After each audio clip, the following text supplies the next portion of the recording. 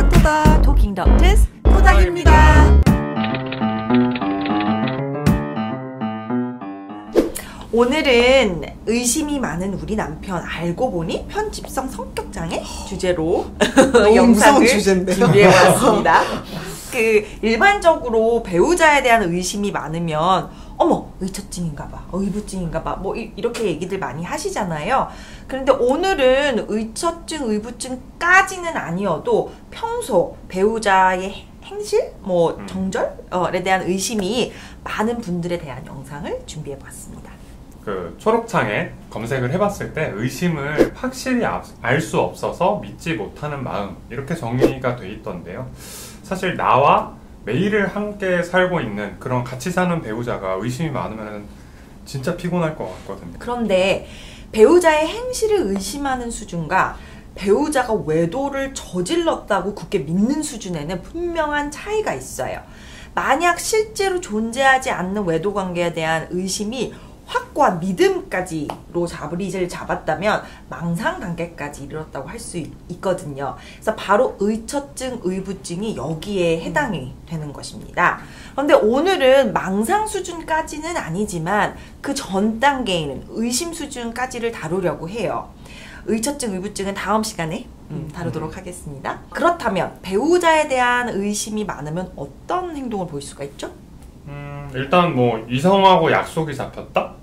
근데 사실 일 때문에 불가피하게 잡힐 수도 있고, 아니면은 그냥 남사친, 여사친 요새 이런 말들, 그런 관계, 그냥 이성적인 감정은 전혀 없고 그냥 오랫동안 친하게 지낸 친구를 이렇게 만날 수도 있잖아요. 근데 그러면 누구 만나냐, 뭐 하는 사람이냐, 예쁘냐, 몇 살이냐, 이런 것들 이렇게 꼬치꼬치 이제 캐묻게 되고, 이제 어떻게 보면 공격들이 이제 들어올 수가 있게 되죠. 그래서 아무리 자세히 대답을 해줘도 사실 다시 물어보고 얘기 안 한 부분은 없는지 계속 찜찜하게 그렇게 마음이 그러셨어요? 그러니까 말씀이 샘솟네요. 이성 친구 약속이 잡혔을 때만 그러면 그거는 어떻게 보면은 좀 그럴 수도 있겠다 생각을 할 수도 있을 그러세요? 것 같아요. 이성 친구, 저는 이성 친구가 없거든요. 근데 이제 실제로 동성 친구와의 약속이나 아니면 이렇게 일을 하거나 그런 동년대 이성인 그럴 수밖에 없는 그 모임, 그럴 때 또 이제 좀 의심이 많아져가지고 지속적으로 문자나 전화 하라 그러고 인증샷 찍으라고, 인증샷 그렇게 요구하고 일정 시간이 넘으면 계속 집에 들어올 때까지 연락을 하고 그런 경우도 있거든요. 그리고 의심을 당하는 배우자나 연인 입장에서는 상대방이 왜 그러는지 도무지 이해가 가지 않는다고 표현하는 경우가 대부분이에요. 나는 특별히 내가 애교가 많은 것도 아니고 그렇다고 아는 남자가 많은 것도 아니고 모든 거의 이성관계가 일 때문에 이제 사무적으로만 만나는 사이인데 도대체 왜 우리 남편은 나를 이렇게 의심하는 거지? 차라리 내 친구 아무함에게는 엄청 이렇게 애교도 많고 의심받을 만한 행동을 많이 하는데 그쪽 남편은 가만히 있는데 왜 내 남편만 그러지? 이렇게 얘기를 많이 하시거든요. 그리고 이런 의심이 자꾸 지속이 되면 나중에는 상대 배우자가 어쩔 수 없이 거짓말을 하게 된다, 이런 식으로 표현을 많이 하시잖아요. 아무리 설명을 해줘도 의심이 지속이 되고 뭔가 이렇게 찜찜한 것 같은 거를 이렇게 말을 하면서 이제 추궁을 하니까요. 그래서 다 같이 모이는 어떤 동창회 자리라든지 이런 거를 직장 상사와의 어떤 모임이라든지 이런 식으로 얘기한다거나 그런 애들이 실제로 많은 것 같아요. 관계라는 것의 기본 베이스가 신뢰나 믿음이 돼야 되는데 이런 행동들이 계속 반복이 되다 보면 참 이렇게 받는 상대방 입장에서는 힘들 수밖에 없을 것 같아요. 이렇게 보통 난 너무 질려버렸다 이렇게까지도 표현을 하시잖아요. 그래서 둘 사이의 관계가 이런 의심 때문에 망쳐버리는 것도 꽤 이제 우리가 보게 됩니다. 그렇기 때문에 어떤 경우에 이런 행동들이 잘 나타나는지, 내가 만약에 좀 의심이 많다면 혹은 나의 이제 배우자가 그렇다면 그거는 왜 그런지 원인을 좀 안다고 하면 우리가 조금이라도 거쳐 나갈 수 있지 않을까, 그런 생각이 드는데요. 어떤 이유들이 있을 수 있을까요? 배우자에 대한 의심 행동을 보일 수 있는 원인은 정말 여러 가지가 있어요. 그래서 앞으로 이제 한 가지씩 다룰 예정이지만 오늘은 그 중에 한 가지 원인이 될 수 있는 편집성 인격 장애에 대해서 알아보려고 합니다.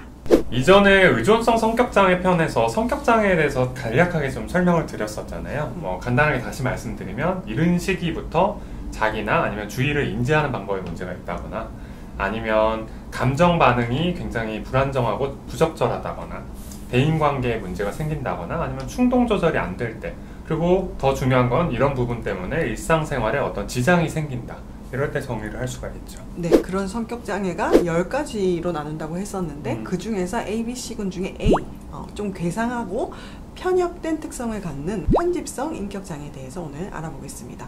그럼 편집성 성격 장애에 대해서 좀 말씀해 주시겠어요? 그러니까 제일 중요한 핵심은 다른 사람의 동기를 악의가 있는 것으로 해석을 하고 다른 사람에 대한 전반적인 불신과 의심이 만연해 있다는 거예요. 이 성격 장애에서는. 그래서 더 세세하게는 몇 가지 특징을 줄 수가 있어서 한 가지씩 말씀을 주시죠. 충분한 근거 없이 다른 사람이 자기를 관찰하고 해를 끼친다, 그리고 기만한다, 이렇게 의심을 많이들 하세요.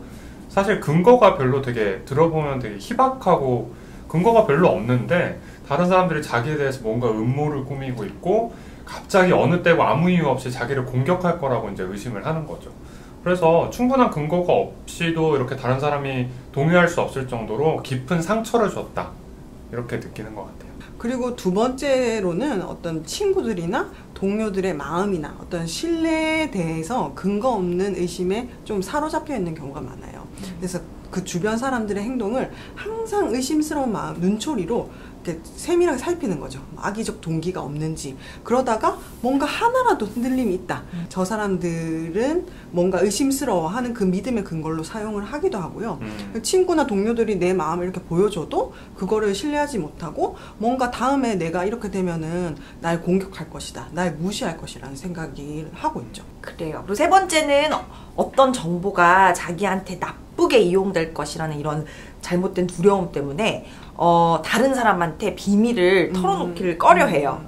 그래서 다른 사람들과 가까워지는 것을 좀 피하고 이제 개인적인 질문을 상대방이 하면 이건 네가 관여할 바가 아니다. 이런 식으로 왜 하려고 해? 왜 하려고 해? 이렇게 답하는 것 자체를 조금 날카롭게. 네, 꺼려하기도 해요. 저희한테도 실제로 그렇게 하시는 분도 계시잖아요. 제가 이제 정신과에서 상담을 하다가 그건 왜 그러셨죠 하면 그건 왜 물어보세요?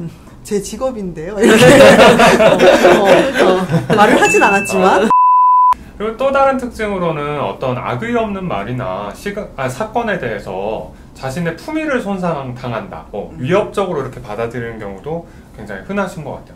어떤 예를 들어보면 점원이 어떤 실수를 저질렀는데 거기에 악의가 전혀 없었음에도 불구하고 내 잔돈 떼먹으려고 한 거 아닌지, 뭔가 이렇게 나를 사기치려고 한 거 아닌지, 이렇게 술책으로 이제 생각하시는 분들도 있으시고, 동료가 또 그리고 그냥 드립이라 그러잖아요. 농담을 막 이렇게 했는데 그거를 뭔가 굉장히 심각한 인신공격으로 이렇게 받아들이기도 하는 것 같아요. 그리고 다른 사람들이 칭찬하는 것도 심지어 고지고대로 받아들이지 못한다든지 여러 가지 예가 있을 수 있을 것 같네요. 만약에 그런 일들이 하나 있었다 그러면 그거를 지속적으로 마음속에 원한을 품고 있죠. 그러니까 사실 원한이라는 말을 우리 그렇게 자주 쓰진 않는데 이분들 특징은 좀 정말 원한을 품고 있어요. 어떤 모욕이나 경멸 당했다고 느끼면 그걸 용서를 잘 하지를 못하는 거예요. 그래서 굉장히 옛날에 사소한 경멸이나 어떤 적대감도 그걸 잊지 못하고 계속 오래 지속돼서 막 복수를 꼭 할 거야 이런 마음을 품고 있는 거죠. 언젠가는. 네네. 다른 사람들이 자기의 평판이나 명성에 되게 공격을 언제든지 가할 수 있고 가한다고도 생각을 하는 것 같아요. 그렇기 때문에 공격적으로 본인도 이렇게 조금 대처를 할 수가 있겠죠. 앞에서 원훈 선생님이 스타트 할 때 이 얘기로 이제 시작을 해주셨는데, 애인이라든지 어떤 배우자의 정절에 대해서 끊임없이 반복적으로 의심을 하는 경우가 있어요. 어떻게 보면 병적인 질투? 이런 거에 사로잡히는 것 같기도 하고, 자신의 질투심에 대해서 뭔가 믿음을 뒷받침할 만한, 그것도 굉장히 근거가 희박하고 사소한 큐들을 이렇게 수집을 하는 거죠. 네. 그래서 사실 많은 정보들이 있는데 그 중에서 선택적으로 이런 정보만 받아들여서 자기 주장을 점점 더 강화해 나가는 그런 것 같아요. 방금 굉장히 많은 특징들이 나왔는데 이게 바로 편집성 성격장애 진단 기준에 해당되는 특징들이죠. 7가지 중에서 상당 기간 동안 4가지 이상의 존재를 한다면 우리가 진단을 내릴 수 있습니다. 그래서 정당한 이유 없이 애인이나 배우자의 정절에 대해 반복적으로 의심하는 것이 편집성 성격장애로 진단받은 분들의 아주 대표적인 특징 중 하나로 여겨지고 있어요. 그렇지만 진단 기준에서도 알 수 있듯이 배우자에게만 이런 불신과 의심이 국한되는 것이 아니라 회사 동료, 친구, 주변의 모든 사람들에게 이게 적용이 되죠. 사실 편집성 성격장애 같은 경우는 저도 남자지만 안타깝게 남자에서 조금 더 흔한 걸로 알려져 있어요. 그리고 영상 제목도 의심이 많은 우리 남편이지만 그렇다고 여자분들한테 없다는 얘기는 아니에요. 의부증도 실제로 많이 존재하잖아요. 그래서 원인은 뭐 뚜렷하게 밝혀져 있는 건 아닌데 유전적인 경향성도 있다고는 합니다. 그리고 뭐 조현병 환자의 가족이라든지 이런 데서 아무래도 좀 편집성 성격장애 발병률이 조금 더 높다고 알려져 있기도 하고요. 네. 그리고 좀 아동기 시절에 부정적인 어떤 성적, 신체적, 정서적 학대 같은 것과도 이 편집성 성격장애가 연관이 되어 있다고 하잖아요. 맞죠, 선생님? 그래서 특정 성장 환경이 뭐 편집성 성격 장애뿐만 아니라 타인에 대한 불신이라는 무의식적인 믿음을 마음속 깊이 자리 잡게 할 수 있어요. 지난 나쁜 남자에게 반복적으로 끌리는 이유 편에서 무의식에 대해서 간단히 설명을 드렸잖아요. 그래서 기회만 주어지면 다른 사람들이 이기적인 목적을 위해서 나를 이용할 것이라는 그런 확신이나 다른 사람들이 나를 학대, 또 상처를 주거나 모욕, 거짓말, 조종할 것이라는 믿음이 다음과 같은 경우에 좀 생길 수가 있어요. 앞서 박 선생님이 얘기하신 그런 뭐 신체적인 성적인 학대를 당했다든지 또 집에서든 학교에서든 누군가가 반복적으로 나를 창피를 주고 놀리거나 이용을 했다든지 즉 언어적으로 이제 학대를 한 거죠.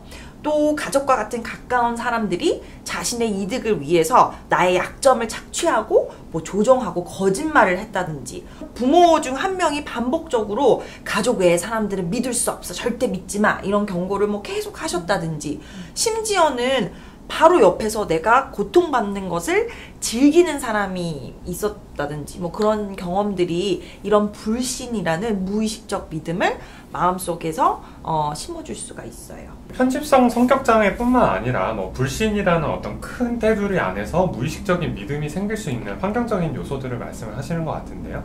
다시 이제 편집성 성격장애로 돌아와서 이런 분들은 사실 본인들이 스스로 병원 찾는 경우는 거의 없거든요. 이거를 정신과적인 용어로 자아동질적이다 이렇게 말씀을 드리는데 표면적으로는 이제 본인은 특별히 괴롭다라고 생각하는 경우가 별로 없고요. 자기 이제 증상이 주변에 미치는 영향을 본인은 이제 모르고 계시는, 그래서 이제 치료 필요성을 못 느끼시는 경우가 많은 것 같아요. 정작 와야 되실 분들은 오지 않고 그분 때문에 힘든 주변 사람들이 정신과 상담을 받으러 온다 뭐 이렇게 얘기를 하잖아요. 그래서 사실 뭐 배우자분들이나 주변에 가까운 사람들이 힘들어가지고 뭐 당신 제발 나랑 좀 가서 상담을 받아보자 이렇게 같이 오신다든지 아니면 직장 안에서 너무 계속 갈등이 생기니까 이제 직장에서 좀 공고를 해서 오거나 아니면 직장에서 해고를 당하거나 그런 문제들이 생겨서 어쩔 수 없이 병원에 내원하게 되는 그런 경우들이 되는 것 같아요. 그러면은 이분들 치료는 가능한 건가요? 어떻게 치료를 해야 되나요? 물론 성격장애로 진단받은 분들이 이 아까 말씀 주신 자아 동질적인 장애 측면 때문에 본인은 괴로워하지 않는다고 알려져는 있지만 실제로 깊이 있게 면담을 하고 치료를 진행하다 보면 이 불신이라는 무의식적 믿음이 당사자를 정말 힘들게 하고 있다는 걸 알 수가 있어요.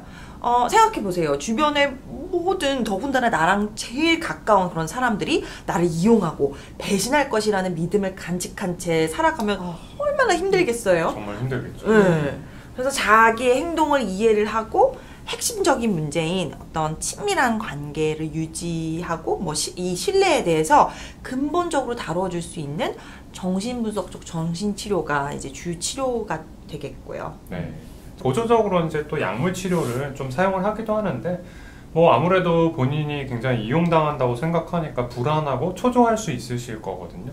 그럴 경우에 이제 뭐 항불안제라든지 좀 소량 사용을 해볼 수가 있고요. 네, 오늘은 애인이나 배우자에 대한 어떤 정절에 대한 의심이 나타날 수 있는 여러 정신과적인 상태 중에서 편집성 성격장애에 대해서 알아보았습니다. 만약 나 자신이 또는 내 배우자나 또 연인이 이런 특성들을 갖고 있다면 정신건강의학과 전문의와 상담을 받아보시는 것이 큰 도움이 될 것 같습니다. 오늘 토킹은 여기까지입니다. 토킹 덕트스 토닥입니다. 감사합니다. 구독과